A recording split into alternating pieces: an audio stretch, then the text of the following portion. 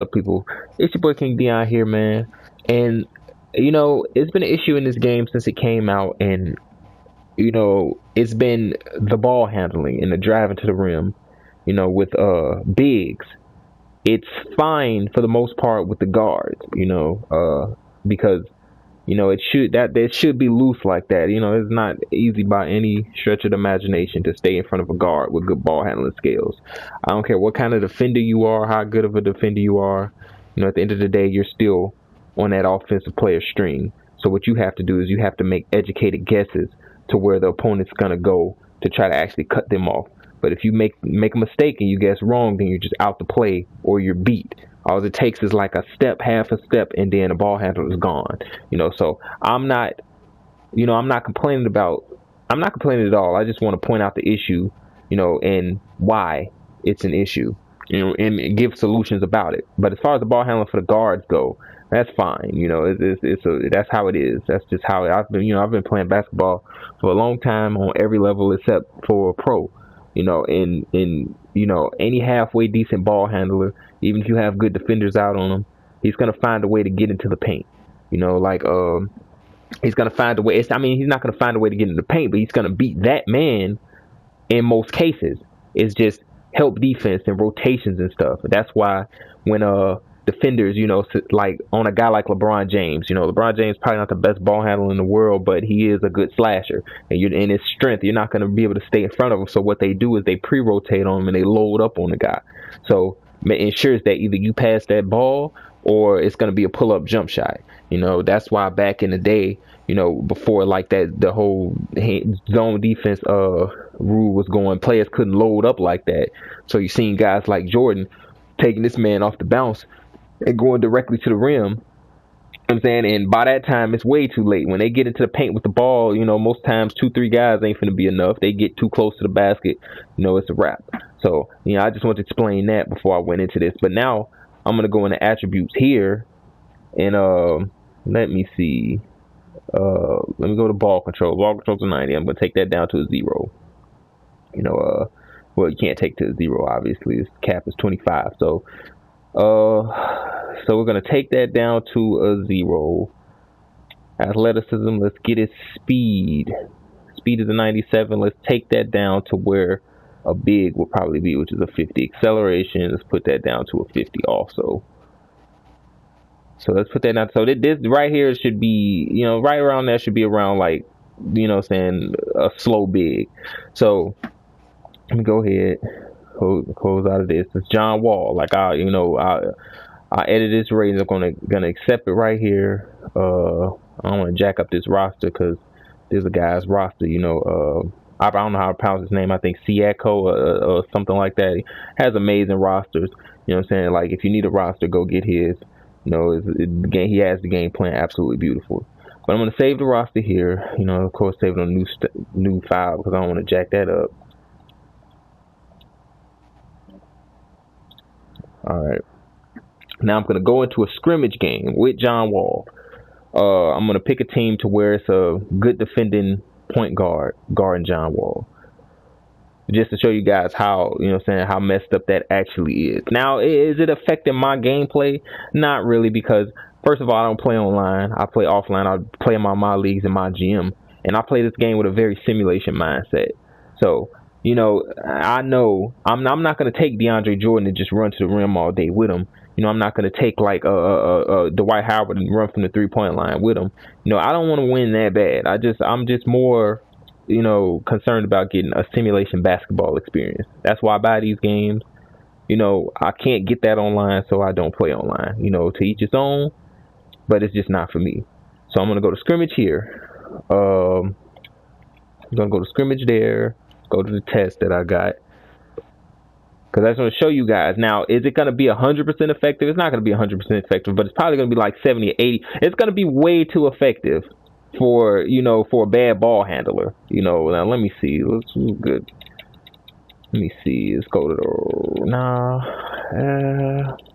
doesn't have to be the best defender in the world, but I do want him to be kinda at least Eric Bledsoe. Let me see. Let's go here. Good guard defender will probably be Chris Paul. So we're gonna go play against the Rockets. We're gonna jump in against Houston real quick to. Nah, Chris Paul's not even playing. So Kyle Lowry. We'll open with Kyle, right? Washington. Cause I just want to go through the motions just to in hopes that 2K actually sees this, because I have a solution for it. I'm pretty sure they have a solution for it. But I just want to let it be known, like, because there's been other, there's been other forums that I've looked at that has addressed this problem. It was a guy in NBA Live Series Center forum. He was addressing the problem. So he can't really handle the ball. This is Kyle Lowry right here. Let me call it ISO. Now the ball's gonna be loose. It's gonna be very loose and very tangible because his ball handling isn't that good. So I can Hezo, and then I can go right past Kyle Lowry right there. Mind you, let's go here. I'm on Hall of Fame. This is Hall of Fame right here. Now, let me go show you into, that this is actually, let me show you that this is actually the edited John Wall. It's let me see. Let's go down to his ball handling. Ball handling 25, speed, whip ball, all that stuff. Trash. I put it down to complete trash. Go to ISO. I could do a little couple moves. Hezo. I'm going past Kyle right again, right to the rim. It shouldn't be that way. This newly edited John Wall's ball handling skills is atrocious. He shouldn't be out here handling the ball. And I did this on purpose. My ISO again. You know what I'm saying? Couple moves. That Hezzy is the real culprit right here. Like you can body contact, got a blow by animation. I put his speed on like 40, 50. That's like big status. I was doing this with Marcin Gortat earlier. He was getting past his man, but I didn't want to go that way because that was a big. Bigs usually have bad lateral quickness. So, I wanted to test this out with a guard. Now you can see this again. I'm saying I could use a hesitation to get to the rim almost anytime I want to. Look at that right there. Got the blow by animation. Mind you, this is Kyle Lowry. Kyle Lowry is a good on-ball defender. He's a good perimeter defender. He's very, very like feisty out there on the perimeter, and he's generally a good perimeter defender. And especially rated in his game, he's definitely a great perimeter defender in his game. And John Wall can't handle this ball. He's slow. He goes through. Still got the fight through animation to get to the rim. Now, is it gonna always be? 2 points? Probably not. They're gonna, but it's gonna be 2 points most of the time. If I was, the defense on this game does, for the most part, it does a good job of rotating over, and it has to, because if it didn't, it'd be a disaster, because if they didn't rotate right, this would always be 2 points. Even if I blow past him, I'm probably gonna have to kick this at some point because Serge Ibaka stepped up. So. Or that'd just be a tough layup, you know what I'm saying? But yeah, this is an issue. Like this is an issue. Now I'm not, like I'm saying, like this is not something that's affecting me personally. I play this game, and I do think this is a well-made 2K game. This is like the only problem with the only real problem with the offline that I'll say that breaking the game, it's not breaking the game for me, but it depends on your mindset when you play this game. If you play this game with a simulation mindset, then you can get past this. There's the guy in the forum, I forget his name, but he was talking, it was so, because it shouldn't be, it's a problem that should not be in the game. This is an issue that needs to be fixed. Now, here's a solution I have for it. Ratings caps, animation caps based on the ratings. Back in 2K, they started this back in NBA 2K17. I think back in other 2Ks, they had certain animation caps for ball handling. It was as far back as like 2K10 and 11. You had different ball handling animations based on your ratings.